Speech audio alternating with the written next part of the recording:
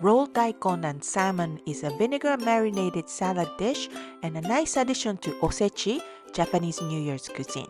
Smoked salmon and thin daikon radish are rolled together, creating interesting swirls in the lucky colors of red and white. Full recipes on JapaneseCooking101.com. First, we are going to peel the daikon radish thickly using a good peeler or knife. Then, using a slicer, slice it very thinly lengthwise like that. Next, we are going to mix the marinade: water, rice vinegar, sugar, and salt. And stir well to let it dissolve. And add a piece of dried kombu, sea kelp, for umami. And add the sliced daikon and marinate in the refrigerator overnight.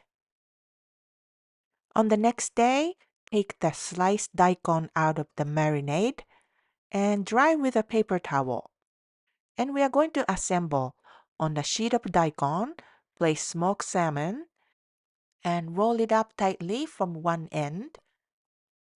Make sure the roll is secured at the end and repeat to make more. Cut diagonally and plate. This can be prepared at least a couple of days in advance, so it's perfect for a party appetizer or osechi ryori, Japanese New Year's cuisine. Hope you give this a try this holiday season. 美味しい。美味しいね。